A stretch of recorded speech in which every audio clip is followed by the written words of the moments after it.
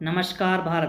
पहले हम सिंधु जल समझौते से जुड़े 10 MCQs देखेंगे यानी मल्टीपल चॉइस क्वेश्चन देखेंगे और उसके बाद इंडस वाटर ट्रीटी यानी सिंधु जल समझौते को डिस्कस करेंगे। ठीक है भाई साहब। क्वेश्चन नंबर 1, सिंधु जल समझौता कब और किन दो देशों के बीच हस्ताक्षरित हुआ था? आपके सामने चार ऑप्शन है, वीडियो को पॉज करिए, आंसर लगाइए। तो इसका सही उत्तर है ऑप्शन बी, 1960 में भारत और पाकिस्तान के बीच में। ठीक है जी। इसका विवरण है, सिंधु जल समझौता 19 सितंबर 1960 को भारत और पाकिस्तान के बीच विश्व बैंक की मध्यस्थता में हस्ताक्षरित हुआ था। ठीक है भाई साहब। क्वेश्चन नंबर 2, सिंधु जल समझौते पर भारत की ओर से किसने हस्ताक्षर किए थे? आपके सामने चार ऑप्शन है, लगाइए जी। तो इसका सही उत्तर है ऑप्शन बी, जवाहरलाल नेहरू। इसका विवरण है, भारत के तत्कालीन प्रधानमंत्री जवाहरलाल नेहरू और पाकिस्तान के तत्कालीन राष्ट्रपति आयूब खान ने इस समझौते पर हस्ताक्षर किए थे। ठीक है भाई साहब। क्वेश्चन नंबर 3, सिंधु जल समझौते के तहत भारत को किन नदियों का पूर्ण उपयोग करने का अधिकार मिला? आपके सामने चार ऑप्शन है, लगाइए जी। तो इसका सही उत्तर है ऑप्शन बी, रावी, ब्यास और सतलुज, जो पूर्वी नदियां हैं। ठीक है भाई साहब। जैसे इसका विवरण है, समझौते के अनुसार पूर्वी नदियां यानी रावी, ब्यास, सतलुज भारत को आवंटित की गई, जबकि पश्चिमी नदियां सिंधु, झेलम, चेनाब पाकिस्तान को दी गई। ठीक है भाई साहब। क्वेश्चन नंबर 4, सिंधु जल समझौते में विश्व बैंक की क्या भूमिका थी? आपके सामने चार ऑप्शन है, लगाइए जी। तो इसका सही उत्तर है ऑप्शन बी, मध्यस्थता करना। विश्व बैंक ने, इसका विवरण है, विश्व बैंक ने भारत और पाकिस्तान के बीच 9 साल की वार्ता के बाद मध्यस्थता करके इस समझौते को अंतिम रूप देने में मदद की। मदद तो क्या की भाई साहब, मदद कुछ नहीं करी। ये वेस्टर्न वर्ल्ड बस और दुनिया को उलझाता है, मदद नहीं करते हमारे सभी। क्वेश्चन नंबर 5, सिंधु जल समझौते के तहत सिंधु नदी प्रणाली के पानी का कितना प्रतिशत पाकिस्तान को आवंटित किया गया? आपके सामने चार ऑप्शन है, लगाइए जी। तो इसका सही उत्तर है ऑप्शन सी, 80%। इसका विवरण है, समझौते के अनुसार सिंधु नदी प्रणाली के कुल पानी का लगभग 80% पाकिस्तान को और 20% भारत को मिला। ऐसा समझौता किया था भाई साहब इन वेस्टर्न ऑर्गेनाइजेशंस ने, देख रहे हो। क्वेश्चन नंबर 6, सिंधु जल समझौते के तहत स्थायी सिंधु आयोग यानी परमानेंट इंडस कमीशन का उद्देश्य क्या है? आपके सामने चार ऑप्शन है, लगाइए जी। तो इसका सही उत्तर है ऑप्शन बी, दोनों देशों के बीच सहयोग और सूचना आदान प्रदान करना। इसका विवरण है, स्थायी सिंधु आयोग दोनों देशों के बीच जल उपयोग से संबंधित सहयोग, डेटा साझा करना और विवादों को हल करने के लिए बनाया गया था।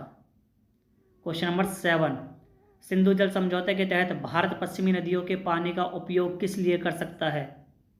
आपके सामने चार ऑप्शन है, लगाइए जी। तो इसका सही उत्तर है ऑप्शन बी, गैर उपभोगी उपयोग, जैसे जल विद्युत उत्पादन के लिए। गैर उपभोगी उपयोग का मतलब है कि उन नदियों से पानी को निकालकर कहीं और नहीं ले जा सकते हैं, हम वहाँ पर कोई डैम लगा सकते हैं जिससे हम बिजली बनाई जा सके, पर वो पानी है डैम में से जब भी निकलेगा तो उसके बाद वो जाएगा तो उसी साइड ना, पाकिस्तान की साइड, तो इसीलिए गैर उपभोगी उपयोग। ठीक है जी, पर पानी सारा उसी साइड जाएगा, इसका मतलब ये है। इसका विवरण है, भारत पश्चिमी नदियाँ जैसे सिंधु, झेलम, चेनाब का उपयोग सीमित गैर उपयोगी कार्यों जैसे जल विद्युत, नेविगेशन और मत्स्य पालन के लिए कर सकता है। ठीक है जी। क्वेश्चन नंबर 8, निम्नलिखित में से कौन सा प्रोजेक्ट सिंधु जल समझौते को लेकर भारत और पाकिस्तान के बीच विवाद का कारण रहा है? आपके सामने चार ऑप्शन लगाइए जी। तो इसका सही उत्तर है ऑप्शन बी, भाई साहब ये कई बार पूछा गया है, किशन गंगा जल विद्युत परियोजना। इसका विवरण देखिए, पाकिस्तान ने किशन गंगा और रतले जल विद्युत परियोजनाओं पर तकनीकी आपत्तियां उठाई, जिसके कारण विवाद उत्पन्न हुआ। ठीक है भाई साहब। क्वेश्चन नंबर 9, सिंधु जल समझौते में विवाद समाधान के लिए कितने सत्रों की व्यवस्था की गई? बताइए जी। आपके सामने चार ऑप्शन है, तो इसका सही उत्तर है ऑप्शन सी, 3। इसका विवरण देख लेते हैं। समझौते में विवाद समाधान के लिए 3 स्तर हैं, स्थायी सिंधु आयोग, विश्व बैंक द्वारा नियुक्त तटस्थ विशेषज्ञ और मध्यस्थता न्यायालय। ठीक है भाई साहब। क्वेश्चन नंबर 10, 2025 में भारत ने सिंधु जल समझौते को क्यों स्थगित करने की घोषणा की? आपके सामने 4 ऑप्शन है, लगाइए जी। तो इसका सही उत्तर है ऑप्शन बी, कश्मीर में आतंकी हमले के बाद, जो अभी पहलगाम में हमारे देश के 27 से 28 नागरिकों को मार दिया है, उसके कारण ये सारी चीज़ें करी गई हैं भाई साहब। ठीक है जी, ये रहा इसका विवरण। अप्रैल 2025 में कश्मीर के पहलगाम में हुए आतंकी हमले के बाद भारत ने समझौते को स्थगित करने की घोषणा की। ठीक है जी, ये एक बार भाई साहब सिंधु जल संधि को भी देख लेते हैं। इस सिंधु जल संधि में भारत पाकिस्तान की हिस्सेदारी, पूर्वी नदियाँ आप मैप में देखिए अच्छे से, जो पूर्वी नदियाँ हैं सतलज, ब्यास और रावी है, पश्चिमी नदियाँ सिंधु, चेनाब और झेलम है। ठीक है जी, ये देखिए आप। सिंधु जल समझौता इंडस वाटर ट्रीटी 1960 में भारत और पाकिस्तान के बीच हस्ताक्षरित एक अंतर्राष्ट्रीय जल संधि है, जिसका उद्देश्य सिंधु नदी प्रणाली की 6 नदियाँ जैसे सिंधु, झेलम, चेनाब, रावी, व्यास और सतलुज के पानी का बंटवारा और उपयोग करना है। यह समझौता विश्व बैंक की मध्यस्थता में 19 सितंबर 1960 को कराची में हस्ताक्षरित हुआ था। ठीक है जी, ये देखिए जी, जो आप सबसे नीचे नदी देख रहे हैं सतलुज, उससे ऊपर देख रहे हैं ब्यास, और उससे ऊपर देख रहे हैं वो है फिर रावी, और फिर ऊपर से आइए, ऊपर से देखिए, ऊपर सबसे ऊपर है इंदस, फिर है झेलम और उसके बाद है चेनाब। ठीक है जी, जो ये पहली नीचे की 3 है इन्हें पूर्वी नदी बोल दिया गया, जो ऊपर की 3 है इनको पश्चिमी नदी बोल दिया गया। ठीक है जी, एक बार मैप को अच्छी से आंखों में बैठा लीजिए। मुख्य बिंदु क्या है? नदियों का बंटवारा, पूर्वी नदियाँ रावी, ब्यास, सतलुज, भारत को इनका पूर्ण उपयोग करने का अधिकार।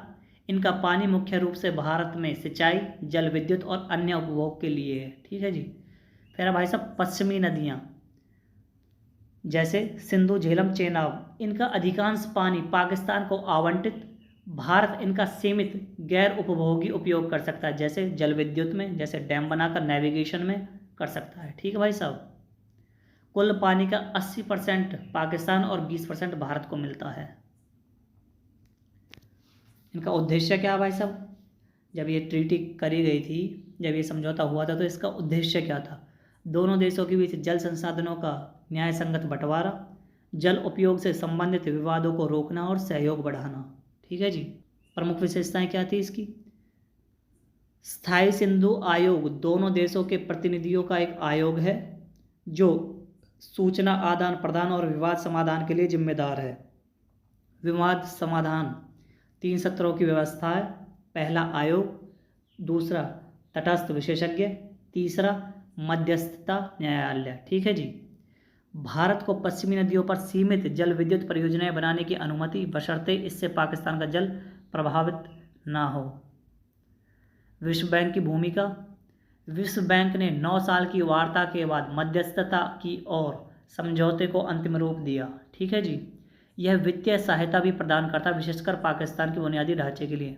वैसे वेस्टर्न लोग ज़्यादातर पाकिस्तान को ही भारत के खिलाफ यूज़ करते हैं, उसी को जो भी एड देनी होती है उसी को ही देते हैं। तो ये जो ऑर्गेनाइजेशंस है ना, ये सारी जो वेस्टर्न ऑर्गेनाइजेशंस है, ये सारी इसीलिए बनाई है कि तो पूरे दुनिया को काबू करके रख सकें ये। 5वां है विवाद और चुनौतियां। भारत की जल विद्युत परियोजनाएं जैसे किशनगंगा और रतले पाकिस्तान के साथ विवाद का कारण रही हैं। 2025 में भारत ने कश्मीर में आतंकी हमले के बाद समझौते को स्थगित करने की घोषणा की, जिससे तनाव बढ़ा। महत्व, यह समझौता भारत पाकिस्तान के बीच सबसे टिकाऊ संधियों में से एक है, जो 1965, 71 और 99 के युद्धों के बावजूद कायम रहा। यह जल संसाधन प्रबंधन का एक वैश्विक उदाहरण है। वर्तमान स्थिति क्या है जो 2025 में? अब हाल के तनावों, विशेषज्ञों विशेष रूप से आतंकवाद से संबंधित मुद्दों के कारण भारत ने समझौते की समीक्षा और संशोधन की मांग की। ठीक है जी, विश्व बैंक और अंतर्राष्ट्रीय समुदाय इसे स्थिर बनाए रखने की कोशिश कर रहे हैं। जो अभी आपने देखा है ना, पहलगाम में, जो जम्मू कश्मीर के पहलगाम में जो आतंकवादी हमला हुआ, जिसमें हमारे देश के 27 से 28 लोग मारे गए हैं, उनके कारण ये सारी चीज़ें अब हो रही हैं। निष्कर्ष, सिंधु जल समझौता जल संसाधनों के प्रबंधन और दोनों देशों के बीच सहयोग का एक महत्वपूर्ण ढांचा है, लेकिन बदलते भूराजनीतिक और पर्यावरणीय परिदृश्य से इसे नई चुनौतियों का सामना करना पड़ रहा है। ठीक है भाई साहब। तो यदि भाई साहब आपको हमारी वीडियो अच्छी लगी हो तो लाइक शेयर और सब्सक्राइब करें। धन्यवाद भारत।